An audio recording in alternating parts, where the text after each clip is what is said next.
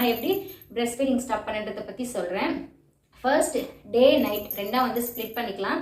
ஏதாவது ஒரு நேரம் மட்டும் சூஸ் பண்ணி அந்த டைமில் மட்டும் பிரஸ்ட் ஃபீடிங்கை வந்து ஸ்டாப் பண்ணலாம். ஃபஸ்ட்டு வந்து நான் டே டைமை தான் சூஸ் பண்ணேன். ஏன்னு பார்த்தீங்கன்னா டே டைமில் ரொம்ப ஈஸியாக மறக்க வச்சிடலாம். பசங்களுக்கு நிறைய ஆக்டிவிட்டீஸ் கொடுக்கலாம், விளையாட வைக்கலாம், டைவர்ட் பண்ணுறது ரொம்ப ஈஸி. நான் வந்து பார்த்தீங்கன்னா காலையில் எழுந்த உடனே ஃபஸ்ட்டு ஒரு முறை ஃபீட் பண்ணுவேன். அதை கம்ப்ளீட்டாக அவாய்ட் பண்ணிவிட்டேன்.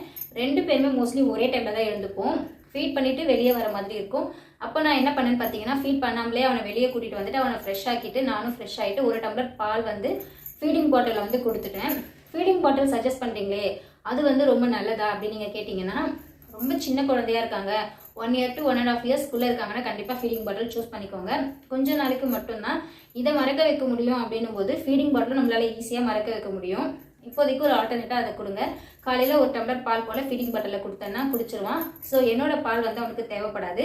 அதுக்கப்புறம் ஒரு 9 o'clock போல் டிஃபன் ரெடி பண்ணி ஊட்டி விட்டுருவேன். முடிஞ்ச வரைக்கும் இந்த டைமில் குழந்தைங்களுக்கு வந்து வயிறு ஃபில்லிங்காக இருக்கிற மாதிரி பார்த்துக்கோங்க.